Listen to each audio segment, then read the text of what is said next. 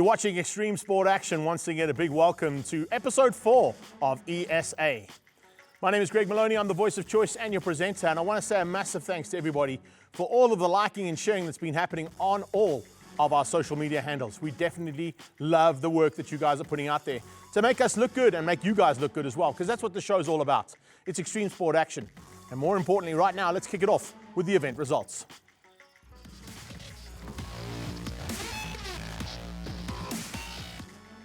As we saw last week, it was the 4th round of Red Bull Romaniacs, and Red Bull Romaniacs is the 4th round of the 2021 Hard Enduro World Championships. South Africa's finest were there as well, in full effect, with Wade Young taking on the best in the world, finishing second to Manny Littenbichler, and third place was Mario, and he was doing a superb job, Mario Roman. Let's go and find out exactly what happened out there in the forest where vampires tend to lurk. Red Bull Romaniacs was the 4th round of the 2021 FIM Hard Enduro World Championship. Around Sibiu in Romania, we saw the world's toughest hard enduro rally come to a close after a week of epic racing. Romania is crazy, one of the craziest races in the world for sure.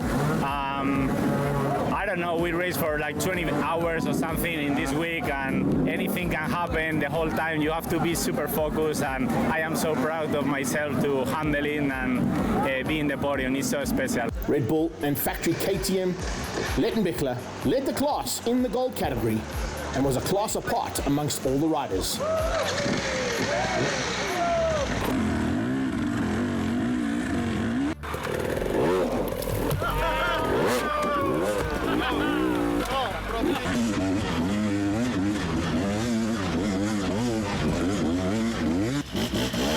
Littenbichler had a virtual grasp on the overall victory, thanks to the healthy 20-minute plus lead he had. I literally caught Billy and Wade like before the last difficult section and passed them, and I really chilled like the last case into the finish, because I knew there's no rush, and it felt pretty good. Like, it's the first time when I have like a proper gap and you just can cruise into the finish and everything goes through your mind, so yeah, pretty good. While Sherco's Wade Young, the South African, needed a solid final day to seal the runner-up. I thought I was going good. I felt like I was getting the hard sections good and I was flowing nicely, but clearly the other guys were just motocrossing it. So when they caught up to me, I was like, whoa, am I on holiday or what? So I really pushed hard the last half with them and kept it flat out to the end. With Mario Roman and Rockstar Energy Husqvarna Factory Racing's Billy Bolt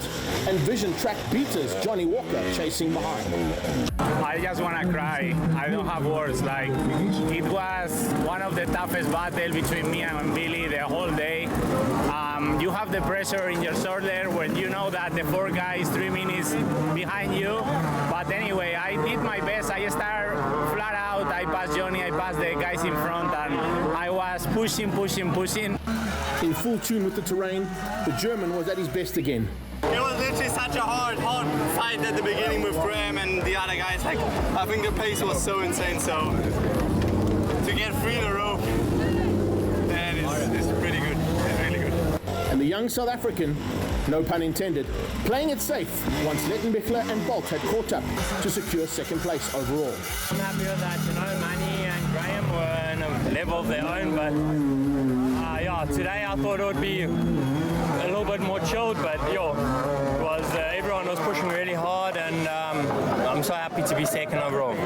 With Roman charging hard for 3rd. I have to be grateful with all the people who support me from home, all the messages I receive, my teammates and everyone who helped me.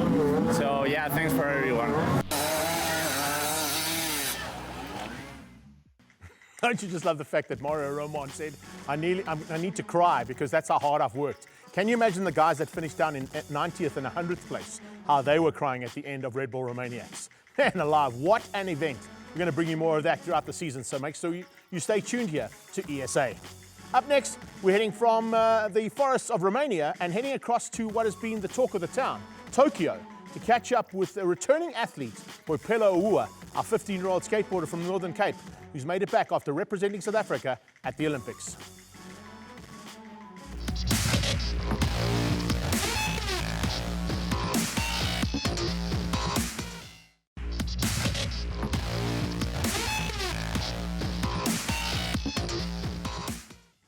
We bring you the latest and greatest when it comes to extreme sports. And I mentioned the fact that we got Boipelo Awuah joining us here all the way from Tokyo. She's literally just landed only a couple of days ago after representing South Africa in the street skateboarding event for the ladies side of things. So not only do we have a lady heading into Women's Day, but we've got one of SA's finest skateboarders joining us as well. After a big crash and a broken pelvis, she had to leave the Olympics early. But our youngest athlete in the Olympic team is now with us on VMix. How are you doing, Boipelo? I'm well. Thank you so much for having me.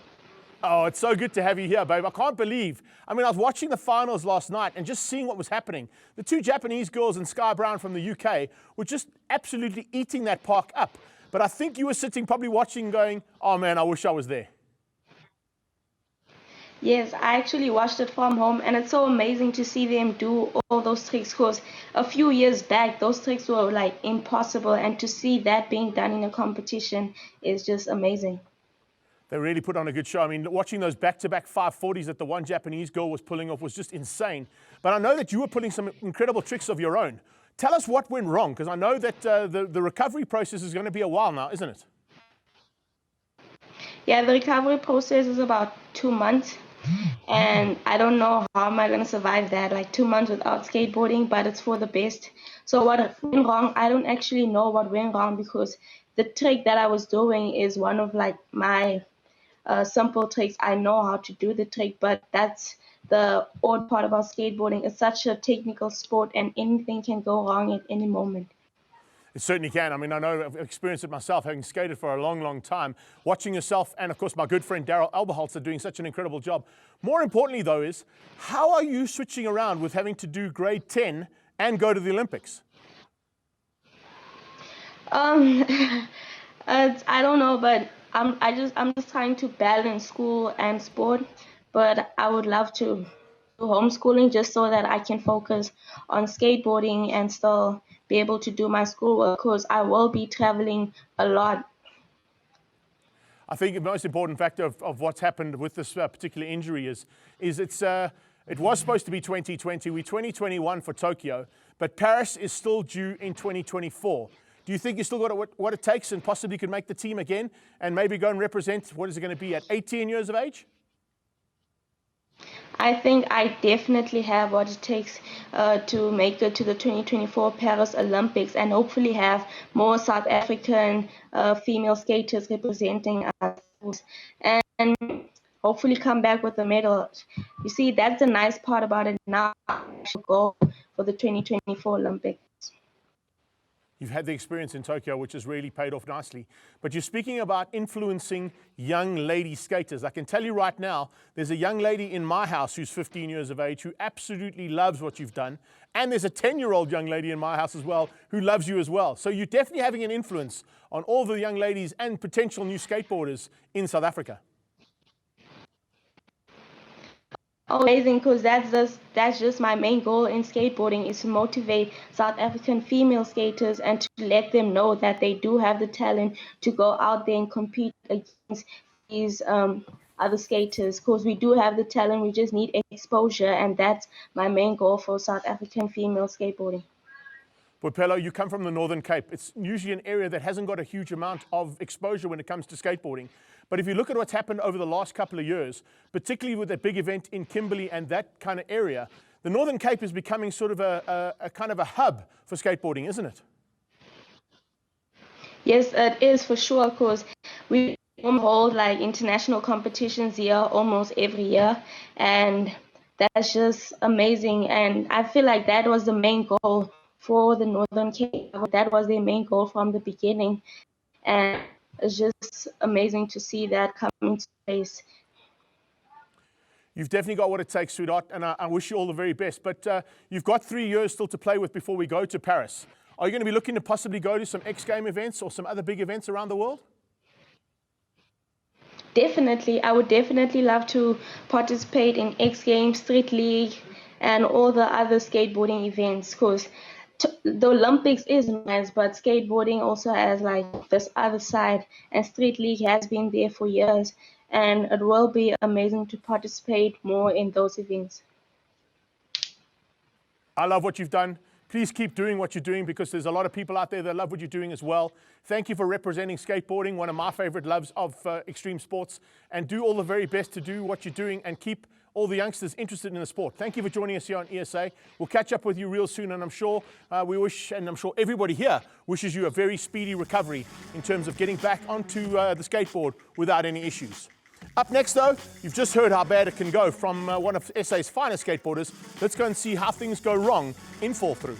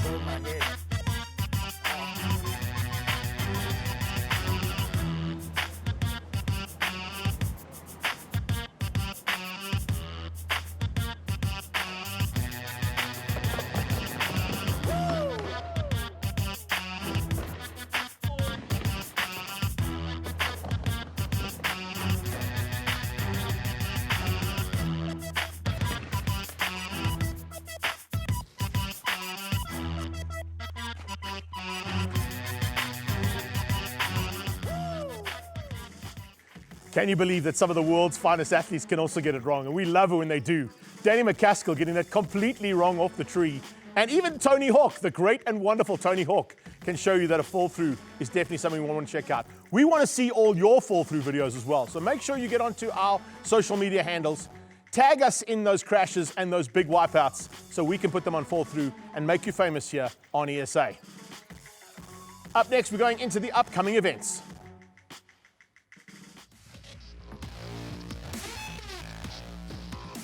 We've always got exciting and upcoming events that everybody wants to check out. But we head down to the Mother City now for round 6 of the Power Series. And a brand new sponsor joining us for the very first time as well. It's fantastic to have cheapercars.co.za joining the GTI Challenge, a long-standing championship down at the Killarney International Raceway that sees up to 50 cars on a grid at a time. So that's definitely something you want to be checking out. And of course, that will be on their live stream coming out of the Killarney International Raceway on the 7th of August. And also, of course, here with all the results on ESA. The other big event happening on the 7th of August is Pitch and Ride. And once again, we've got BMX action happening in Muldersdrift. And for the first time this year, spectators are allowed. It's $50 to get in, it's 100 Rand to enter the competition, and we want you to go and join Shady Films and see what's going to happen at Pitch and Ride. After the break, we head into an incredible interview that I've lined up here, and I'm so excited about. Lady Mo Mahope has joined us, South Africa's only lady of color, racing at national championship level in superbikes. Can't wait. Join us after the break.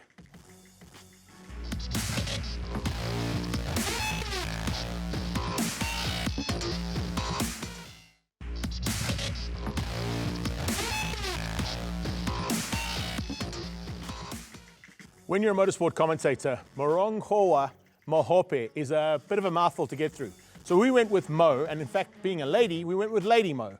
And Lady Mo Mahope is in the house with us right now as our guest this week, and going to be talking about what's been happening in her career. Starting things out completely different to anybody else in the world of superbike racing.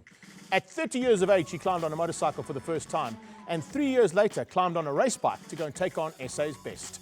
It's great to have Lady Mo with us. Mo, how are you doing? I'm good, and you, Craig? Yeah, fantastic, man. It's so good to have you here. I mean, we're leading into Women's Day on Monday, so we had to get you in here. There was just no doubt about it.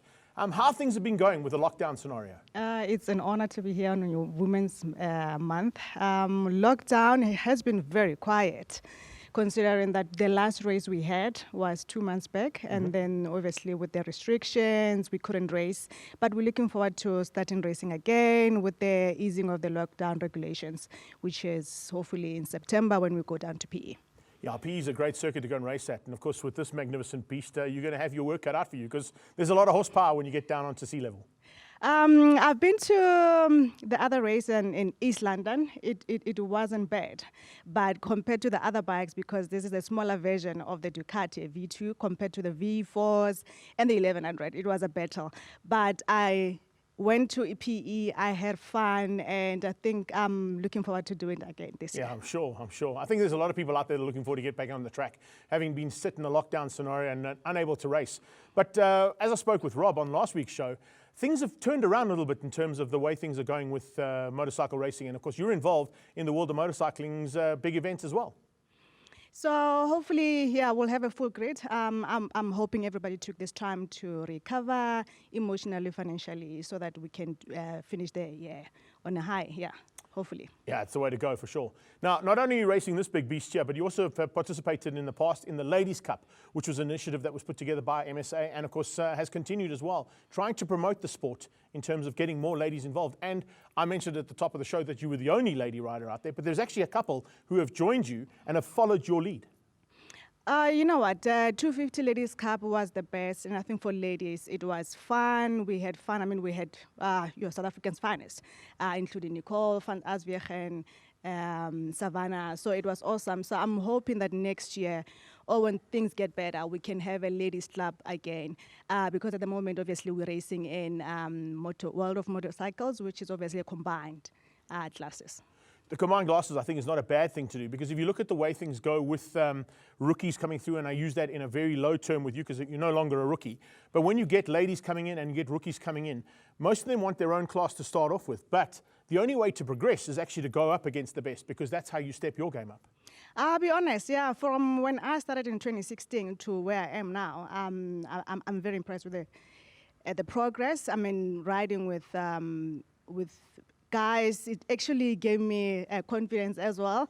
So you don't feel, or you don't even have time to think like you've been bullied on track. So you have to, you know, give it your all as well. So it also helps your personal development, your race progress, and it is especially good for ladies. It is indeed. I've got to tell you a little story that will go down nicely with Mo as well. The fact that when I first started racing motorcycles, I was sitting just ahead of Mo, and I was thinking to myself, yeah, this is really cool. I can at least beat somebody. Now I'm getting my butt kicked. It wasn't intentional, but it's good. It's actually good too. When you start, you don't want to be in your own class forever. So you want to start, get your confidence, and as soon as you get the confidence, you need to step up, go to the bigger classes, because you don't want to be the fastest of the slower group. So you want to be slower in the fastest group, which is obviously going to improve your times. So you start from doing, let's say, Dresda, you're doing 2:30, you want to cut that 30 seconds to 2 minutes. Yeah. And that helps when you go to faster groups. Of course it does, because you're stepping up to their level and you're seeing what they can do, where they're breaking late, where they're not. The other important aspect, of course, is with the lead that you've given to younger lady riders and other lady riders from colour, it's great to see that they are starting to follow you and follow your suit, because I think the way things are going worldwide is there is a massive, massive resurgence in terms of women getting involved, particularly in extreme sports.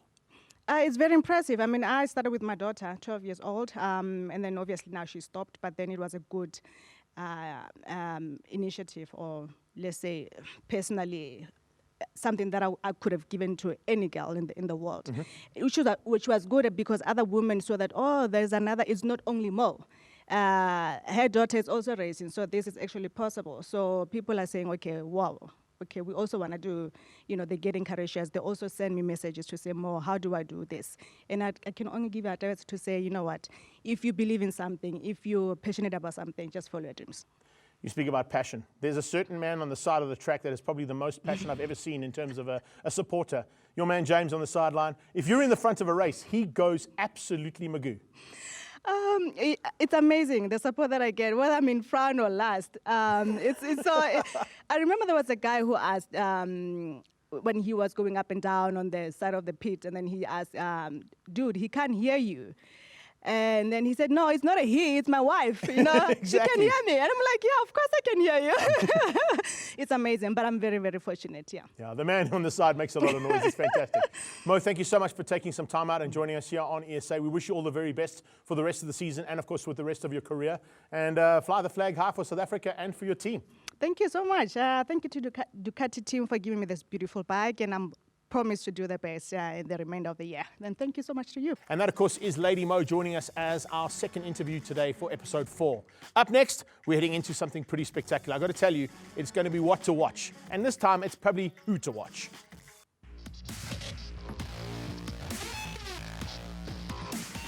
Once again, what to watch is a case of who to watch.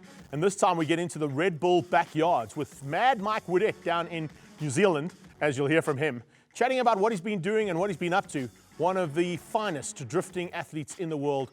And of course, let's go and have a look and see what he's built in his backyard.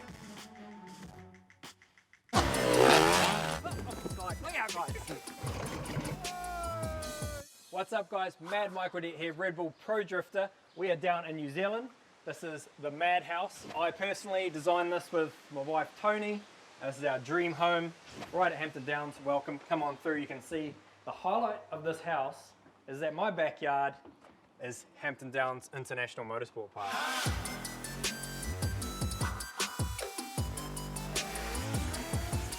So we fill our time pretty easily out here at the Madhouse. Anything from dropping some manus into the pool. We've got the pit bike track out the other side. We've got ponies. Use a big girl, eh? Use big girl. But yeah, plenty to do, so let's enjoy.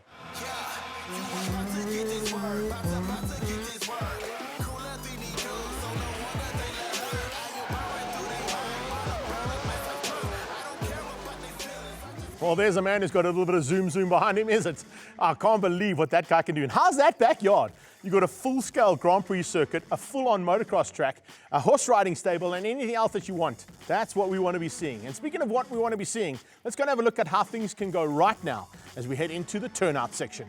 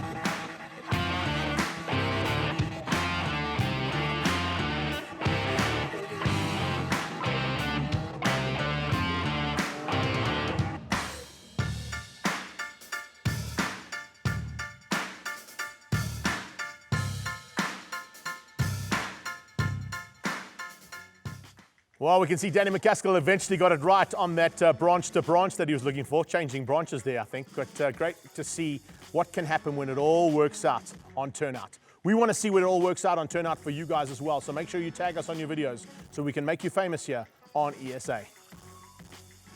Thanks so much for joining us. That is episode 4 in the bag. We hope you enjoyed that. A massive thanks to Boipelo and to Lady Mo for joining me as part of the in-studio guests.